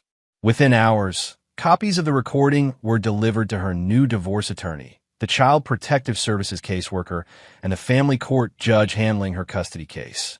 Carmen had just destroyed her own credibility while thinking she was becoming a television star. As Phase 5 approached, Christoph reflected on how perfectly his plan was unfolding. Vernon was isolated, paranoid, and financially ruined. Carmen had exposed herself as a manipulative narcissist willing to lie under oath. Most importantly, Lily would soon be safe from both of them. But Christoph wasn't finished. The final phase would be the most devastating of all, designed to ensure that Vernon and Carmen never forgot the price of threatening his family. Justice was coming, and it would be absolute. Chapter 6: The Perfect Storm. The Child Protective Services hearing took place on a gray Wednesday morning in a sterile conference room that smelled of stale coffee and broken dreams. Carmen sat at one end of the long table, flanked by her new attorney, a tired-looking public defender named Chester Harden, who'd taken her case pro bono after Ray Kemp's suspension. Across from them sat Whitney McCormick, the CPS caseworker, along with her supervisor and a court-appointed child advocate. At the far end of the table, Bernice Kruger waited with the family law attorney Christoph had hired for the custody case. Carmen was confident, even smug. She'd convinced herself that her carefully crafted image as a struggling military wife would carry the day. She had no idea that her television interview was about to destroy everything she'd built. Mrs. Starr, Whitney McCormick began, consulting her notes. We've received some concerning reports about the home environment for your daughter, Lily. Can you tell us about your relationship with Vernon Waters? Vernon has been wonderful for our family, Carmen replied smoothly, using the same lies she told Gabriel/Christoph. He stepped in when my husband abandoned us, and he's been more of a father to Lily than Chris ever was. Are you aware that Mr. Waters was arrested for domestic violence against his previous wife? Carmen's confidence wavered slightly. That was a misunderstanding. Denise is bitter about their divorce and made false accusations. Whitney slid a photograph across the table. This was taken 2 weeks ago. Can you explain the bruising on your daughter's arm? The photo showed Lily getting off the school bus, and clearly visible on her upper arm were finger-shaped bruises consistent with being grabbed forcefully. She falls down a lot, Carmen said quickly. She's always been clumsy. Interesting, because when we interviewed Lily privately, she told us that Vernon grabbed her when she refused to call him daddy. She also described several incidents of verbal intimidation and threats. Carmen's lawyer started to object, but Whitney continued. We also have this recording, which was provided to us by an anonymous source. The room filled with Carmen's own voice, speaking to the fake documentary crew. My lawyer thinks I can get full custody plus alimony and child support. Chris will probably never see Lily again, which is honestly better for everyone. Carmen's face went white as her own words convicted her of parental alienation and perjury. But Whitney wasn't finished. In this same recording, you describe your husband as abusive and claim that Mr. Waters has been a positive influence on Lily. However, you also say that if your relationship with Mr. Waters doesn't work out, there are plenty of other men interested in a young, attractive single mother. Does that sound like someone genuinely concerned about their child's welfare? The court-appointed child advocate leaned forward. Mrs. Starr, based on this evidence and our interviews with Lily, we're recommending immediate removal from your custody pending a full investigation. You can't do this, Carmen screamed, her carefully maintained facade finally cracking. I'm a good mother. Chris is the one who abandoned us. Actually, Bernice Kruger's attorney interjected. Sergeant Kruger has been granted emergency leave and is available to take custody of his daughter immediately. At that moment, as if summoned by divine timing, Christoph walked into the conference room. He was wearing his dress military uniform, every ribbon and decoration perfectly placed, looking every inch the decorated soldier he was. Carmen stared at him in shock. Chris, but you're supposed to be in Afghanistan. Emergency family leave, he replied coldly, not even looking at her. His attention was focused entirely on Whitney McCormick. I have documentation of the abuse my daughter has suffered, and I'm prepared to provide a safe, stable home environment. The hearing concluded with temporary custody being awarded to Christoph, pending a full court review in 30 days. Carmen would be allowed supervised visitation only, and Vernon Waters was barred from any contact with Lily whatsoever. As they left the courthouse, Carmen grabbed Christoph's arm. You planned this, she hissed. You came back just to destroy my life. Christoph looked at her with the same cold expression he'd once reserved for enemy combatants. You destroyed your own life the moment you decided to hurt my daughter. This isn't over. I'll fight you in court. I'll prove you're an unfit father. With what money? Vernon's business is finished. Your lawyer is suspended, and you have no income. Good luck finding someone willing to take your case when that recording becomes public record. Carmen's face crumpled as the reality of her situation hit her. She was broke, homeless, and had just lost custody of the child she'd been using as a meal ticket. Meanwhile, across town, Vernon Waters was discovering that his own nightmare was far from over. He'd managed to secure one final construction job, a small bathroom renovation that would barely cover his mounting debts. But when he arrived at the job site, he found police waiting for him. Vernon Waters, you're under arrest for tax evasion, fraud, and violation of multiple city construction codes, the lead detective announced. The arrest was the culmination of weeks of anonymous tips and evidence gathering. Every shortcut Vernon had taken, every corner he'd cut, every dollar he'd hidden from the IRS, it had all been carefully documented and delivered to the appropriate authorities. But the cruelest blow came when Vernon was allowed his one phone call from the county jail. He called Carmen, desperate for bail money and emotional support. Carmen, thank God. I've been arrested. I need you to. Don't call me again, Carmen interrupted. I've lost custody of Lily because of you. My life is ruined because I got involved with a loser who couldn't handle his own problems. Carmen, please. I love you. We can work through this. Love. Carmen laughed bitterly. I never loved you, Vernon. You were just convenient while Chris was deployed. Now you're nothing but a liability. The line went dead, leaving Vernon alone in his cell with the devastating realization that everything he thought he had, his business, his relationship, his future, had been an illusion. That evening, Christoph sat in his childhood bedroom at his mother's house, reading bedtime stories to Lily. She was still fragile, still processing the trauma of the past 6 months, but for the first time since his return, she seemed genuinely happy. Daddy, are you going to stay home now? She asked sleepily. For a while, princess. And when I have to go back to work, you'll stay with Grandma Bernice, where you'll be safe. What about Mommy? Christoph considered his words carefully. Despite everything Carmen had done, Lily still loved her mother and didn't deserve to be poisoned against her the way Carmen had tried to poison her against him. Mommy made some bad choices, sweetheart, but that doesn't mean she doesn't love you. Sometimes grown-ups need time to figure things out. As Lily drifted off to sleep, Christoph stepped onto the porch where his mother was waiting with a cup of coffee. How long did you plan all this? Bernice asked. From the moment I heard Vernon had hit her, Christophe replied honestly. No regrets. Christophe thought about Vernon sitting in jail, facing years of legal battles and financial ruin. He thought about Carmen, homeless and broke, finally forced to confront the consequences of her selfishness. Most importantly, he thought about Lily, safe and healing in a house filled with genuine love. None whatsoever. The war was effectively over. Carmen and Vernon had been neutralized as threats to his daughter's safety and well-being. But Christophe wasn't the type of man who settled for mere victory.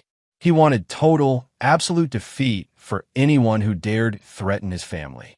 The final phase of his revenge would ensure that Vernon Waters and Carmen Starr understood exactly what happened to people who crossed Christophe Kruger. Justice wasn't complete until the lesson was permanent. Chapter 7. Total Annihilation. 6 weeks after the custody hearing, Vernon Waters sat in his cramped studio apartment, staring at an eviction notice. The few $1,000s he'd managed to scrape together for bail had depleted his last resources, and his court-appointed attorney had made it clear that a plea bargain was his only hope of avoiding serious prison time. But Vernon's legal troubles were just the beginning of his problems. Christophe had spent the intervening weeks orchestrating a campaign of systematic destruction that went far beyond financial ruin. Every person in Vernon's life had received carefully crafted information about his true nature. His elderly parents had been sent copies of police reports documenting his domestic violence arrests. His ex-military friends had received details about his drug use and child abuse. Even his bowling league had been informed about his fraud convictions. The social isolation was devastating. Vernon had gone from being a moderately successful small businessman with an active social life to being a pariah that nobody wanted to associate with. But Christophe's masterstroke was yet to come. Using contacts from his intelligence background, Christophe had arranged for Vernon to be placed in a holding cell with Anthony Buchanan, a career criminal who had strong opinions about men who hurt children. Anthony had been given very specific information about Vernon's crimes against Lily. "You the guy who beats up little girls?" Anthony asked during Vernon's third night in jail. "I never beat anyone," Vernon protested weakly. "That's not what I heard. I heard you like to smack around 8-year-old kids who won't call you daddy." The beating that followed left Vernon with 2 cracked ribs, a broken nose, and a deep understanding that his reputation had preceded him into the criminal justice system. When he was finally released on bail, Vernon discovered that his problems extended far beyond jail. Someone had been very busy destroying every aspect of his former life. His apartment had been burglarized, with thieves taking his television, computer, and anything else of value. The police report was filed, but nothing would ever be recovered. His truck, already damaged from the initial vandalism, had suffered additional accidents. Brake lines had been cut, the transmission had been sabotaged, and the engine had been filled with sand. The insurance company was now refusing to pay any claims, citing suspicious circumstances. Most devastatingly, someone had contacted every woman Vernon had ever dated, including the ones he'd cheated with during his relationship with Carmen. Each had received photos and evidence of his infidelity, along with details about his arrests and financial problems. "You're a lying, cheating scumbag," his most recent conquest, Stephanie Newman, told him when he tried to call. "And apparently you beat up kids too. Don't ever contact me again." The isolation was complete. Vernon had no money, no transportation, no friends, and no prospects for rebuilding any aspect of his life. Meanwhile, Carmen was discovering that her own situation was equally hopeless. The fake documentary interview had been edited into a devastating highlight reel that showcased her narcissism, lies, and callous disregard for her daughter's welfare. Her family had disowned her after watching her casually discuss treating Lily as a meal ticket. Her few friends had abandoned her when they realized she'd been manipulating them with false stories about Christophe's supposed abuse. Most cruelly, every man she tried to date received copies of the interview within days of their first contact. Her reputation as a lying, manipulative gold digger had spread through her entire social circle. "You're toxic," her sister Lorraine had told her during their final phone conversation. "Mom and Dad are ashamed to have you as a daughter, and frankly, so am I." But Christophe wasn't satisfied with mere social exile. He wanted both Vernon and Carmen to understand that their suffering was intentional, personal, and permanent. The revelation came on a cold Friday evening when both Vernon and Carmen received identical packages at their respective addresses. Inside each package was a single photograph. Christoph in full military gear, standing in front of a destroyed building in Afghanistan. On the back of each photo, in Christoph's precise handwriting, was a simple message. You thought I was just a cook. You were wrong. Along with the photo was a detailed dossier outlining Christoph's real military background. Special operations, psychological warfare specialist, multiple classified missions, and commendations for operations that officially didn't exist. Vernon stared at the documents with growing horror, finally understanding who had been hunting him for the past 3 months. Every mysterious incident, every piece of bad luck, every perfectly timed disaster, it had all been orchestrated by a man trained to destroy enemies of the United States. Carmen's reaction was even more dramatic. She called Christoph immediately, screaming hysterically into the phone. You destroyed my life. You ruined everything. You destroyed your own life when you decided to abuse my daughter, Christoph replied calmly. I just made sure everyone knew who you really are. I'll go to the police. I'll tell them you stalked us, that you planted evidence. Feel free, but you might want to consider how that conversation will go. You'll be accusing a decorated special operations veteran of crimes you can't prove, while he has recordings of you admitting to parental alienation, fraud, and child endangerment. Carmen sobbed into the phone. What do you want from me? Nothing. You're no longer a threat to my daughter, which means you're no longer relevant to my life. Chris, please. I know I made mistakes, but you didn't make mistakes, Carmen. You made choices. You chose to betray your marriage, abandon your daughter, and align yourself with a man who abused children. Those weren't mistakes. They were character revelations. The line went dead, leaving Carmen alone with the devastating knowledge that her destruction had been planned and executed by someone who viewed her as nothing more than a mission objective. That night, Vernon made a decision that would define the rest of his pathetic existence. He wrote a letter to Christoph, hand-delivered to his mother's house. I know you're the one who destroyed my life. I know you're watching me. I'm not going to run or hide or pretend this is random anymore. You won. I'm broken, I'm finished, and I understand that crossing you was the biggest mistake of my life. I'm leaving town. I won't contact Carmen. I won't try to see Lily, and I won't cause any more problems for your family. Please let this be over. Christoph read the letter with cold satisfaction. The predator who had hurt his daughter was finally admitting defeat, begging for mercy from someone who had none to give. But mercy was not in Christoph's vocabulary when it came to protecting his family.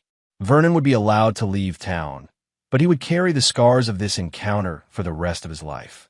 The next morning, Vernon found one final message taped to his apartment door. If you ever come near my family again, if you ever hurt another child, if you ever forget what happens to people who cross me, I will find you. And next time, there won't be any warnings or second chances. Vernon was on a bus out of town by sunset, carrying nothing but a single suitcase and the permanent knowledge that he had been utterly and completely defeated by a superior opponent.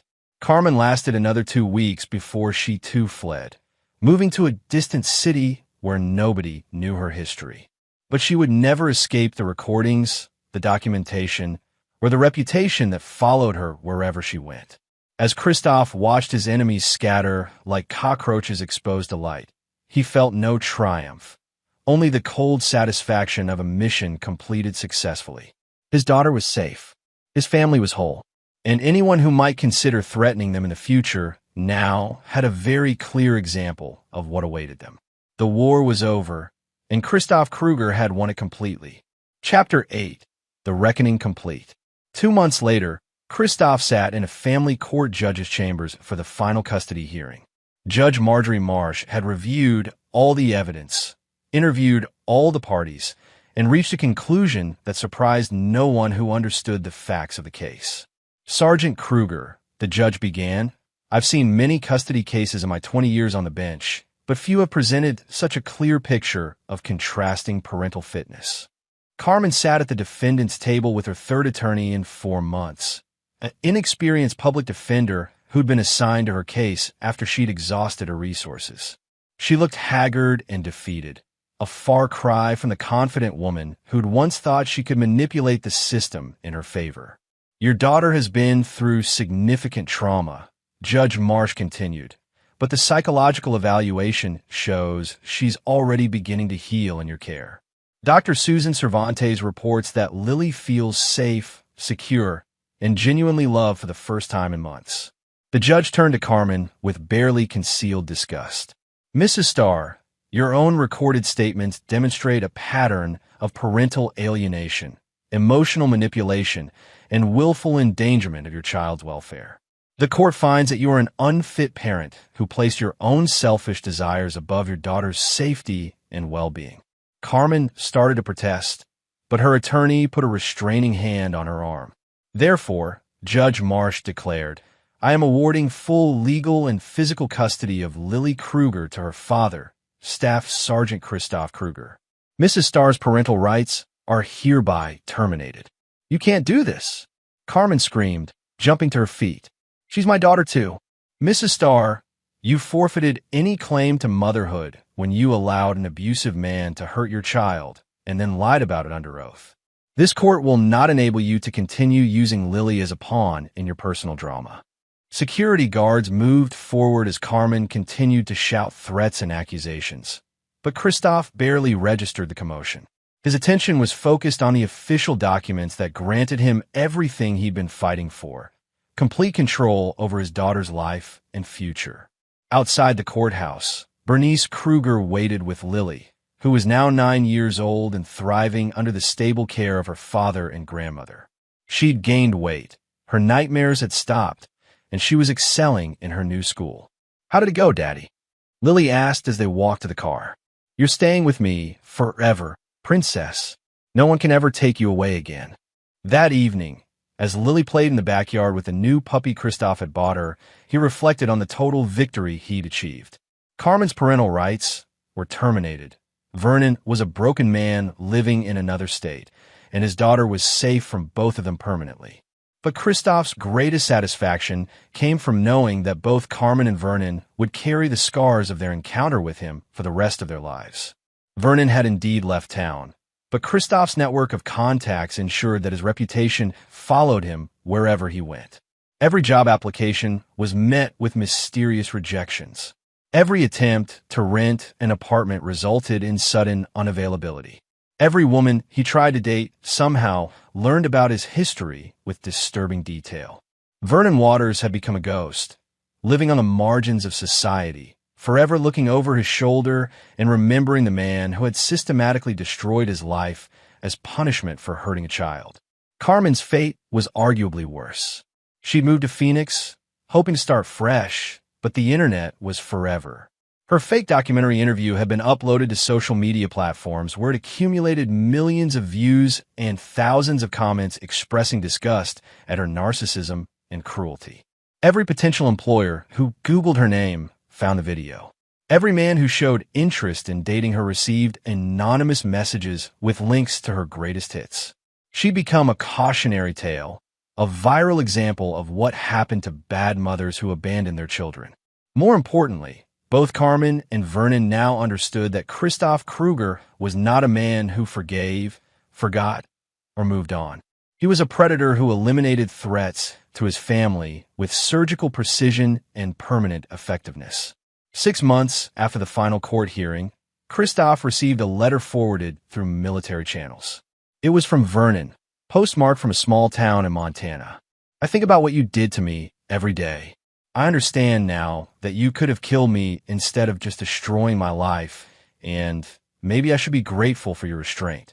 I will never forget the lesson you taught me, and I will never threaten another child as long as I live. I hope someday you can find it in your heart to call us even." Christoph read the letter once, then fed it into his paper shredder. Vernon still didn't understand the fundamental truth about the kind of man he'd crossed.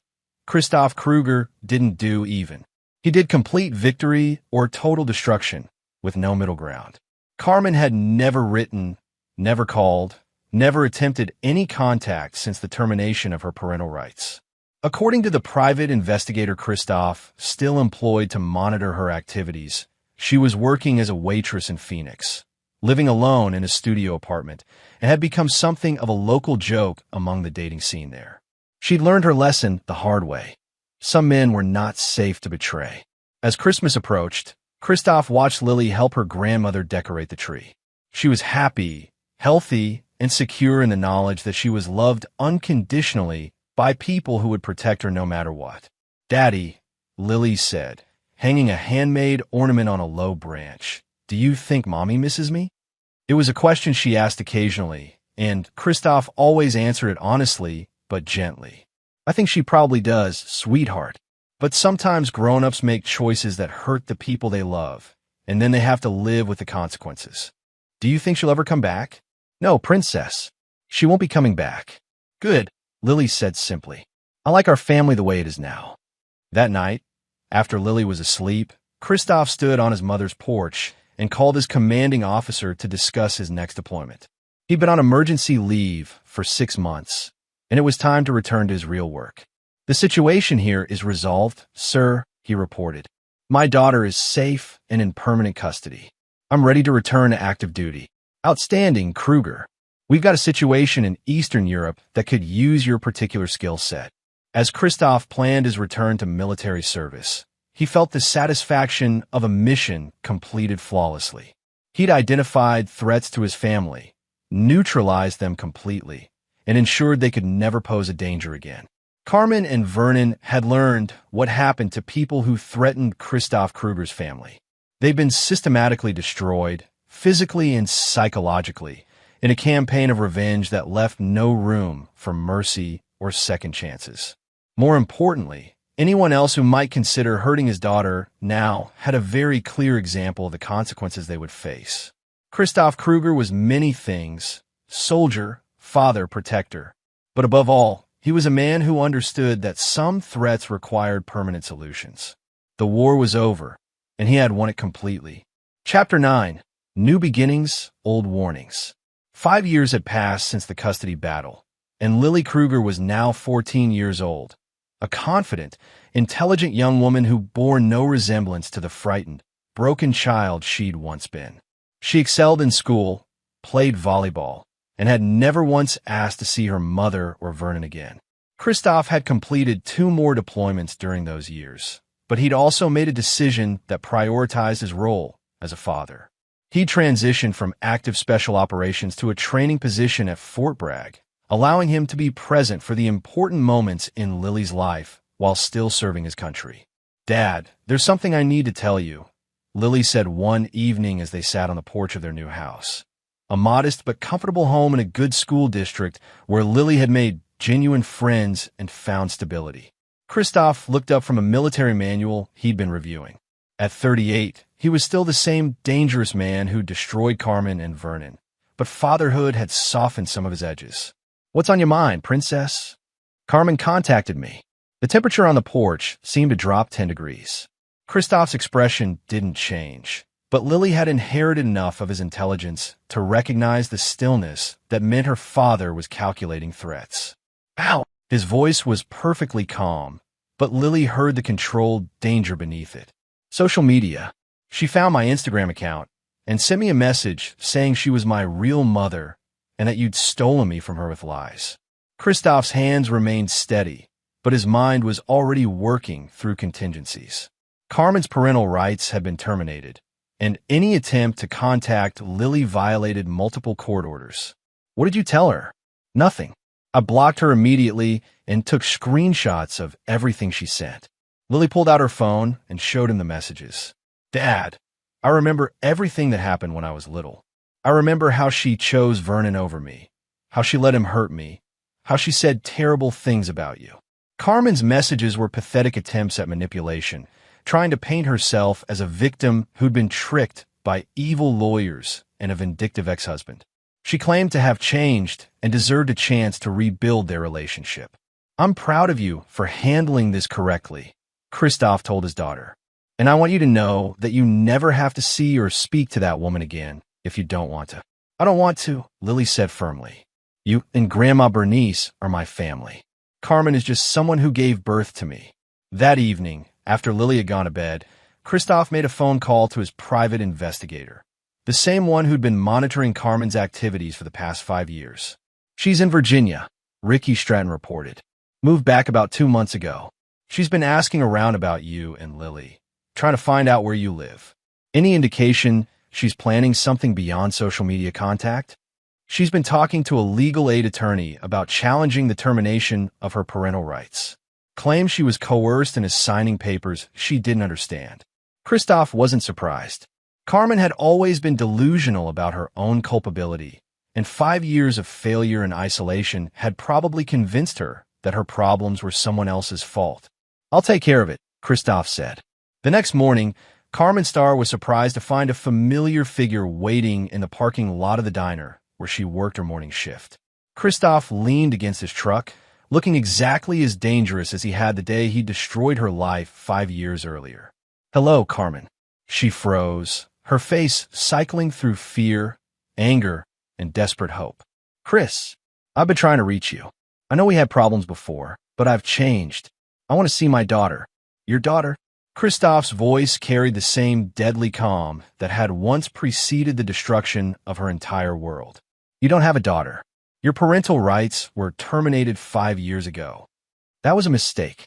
I was manipulated by lawyers, and you were recorded admitting that you viewed Lily as a meal ticket and hoped I would die in combat, so you wouldn't have to deal with custody issues. There was no manipulation, Carmen. Just truth." Carmen's desperation overrode her fear. "I have rights. I'm her biological mother. You have no rights. You forfeited them when you chose an abusive boyfriend over your child's safety. I'll fight you in court again. I'll prove you poisoned her against me." Christoph stepped closer, and Carmen instinctively backed away. Even after 5 years, her body remembered what this man was capable of. "Let me explain something to you very clearly," he said quietly. "Lily is 14 years old now. She remembers everything that happened. She remembers you taking her lunch money for spa treatments. She remembers Vernon hitting her while you did nothing. She remembers you telling her that her father was never coming home." Carmen's face crumpled. "She was just a baby. Children forgive. Lily blocked your social media contact and reported it to me immediately. She doesn't want to see you, Carmen. She doesn't want to know you. You are a stranger to her, and that's exactly what you deserve to be. You can't keep me from my own child. I'm not keeping you from anything. Your daughter is choosing to have nothing to do with you because she understands what kind of person you are." Christoph pulled out his phone and showed Carmen a photo from the previous weekend. Lily laughing with friends at a volleyball tournament, healthy and confident and surrounded by people who genuinely cared about her. "This is what she looks like now," he said. "Happy, successful, loved. Everything she never was when she was with you." Carmen stared at the photo with a mixture of longing and jealousy. "She's beautiful. She's everything you could never be. Honest, loyal, and genuinely caring about other people. Chris, please. I know I made mistakes, but this is the only warning you're going to get," Christoph interrupted. "Stay away from my daughter. Don't contact her. Don't try to see her. Don't ask other people about her. If you violate the court order again, if you cause her even a moment of distress, I will remind you why you spent 5 years running from your own shadow." Carmen looked into his eyes and saw the same cold calculation that had orchestrated her complete destruction years earlier. She was older now, more broken, and infinitely more aware of what this man could do to someone who threatened his family. "I understand," she whispered. "Do you? Because 5 years ago, you thought you understood too.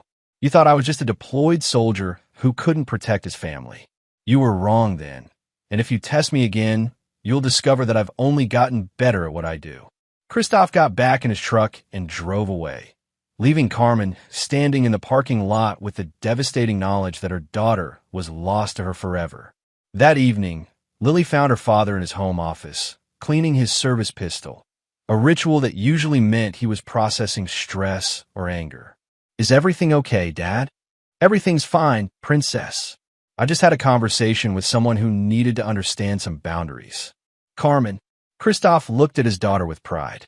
She was sharp, perceptive, and unafraid to ask direct questions, qualities that would serve her well in life.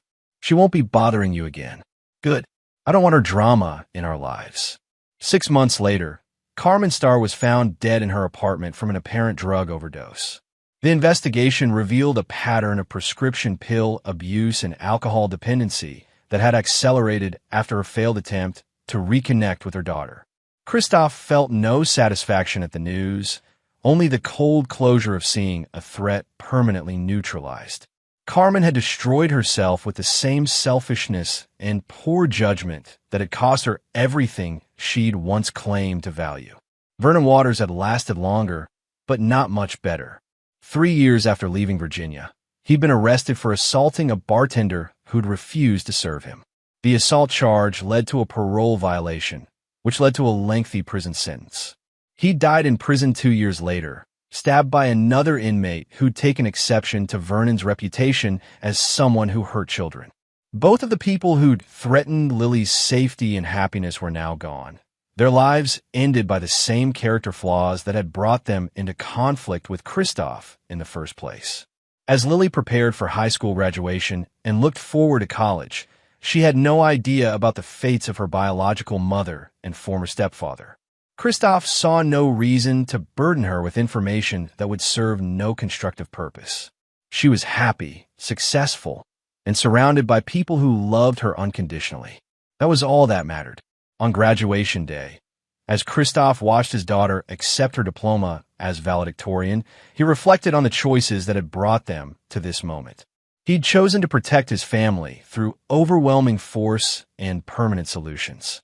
Some people might call his methods extreme, but those people had never watched their child suffer at the hands of cruel, selfish adults. Lily hugged him after the ceremony, holding her diploma and smiling with genuine joy. "Thank you for everything, Dad. For protecting me, for believing in me, for never giving up on our family. I'll always protect you, Princess, no matter what it takes." As they drove home from graduation, Christoph allowed himself a moment of satisfaction. His daughter was safe, his enemies were defeated, and anyone who might consider threatening his family in the future had been given a very clear demonstration of the consequences they would face. Christoph Kruger was many things: soldier, father, guardian. But above all, he was a man who understood that some people forfeited their right to mercy the moment they chose to hurt innocent children. The war had been won completely, and the peace that followed was built on the permanent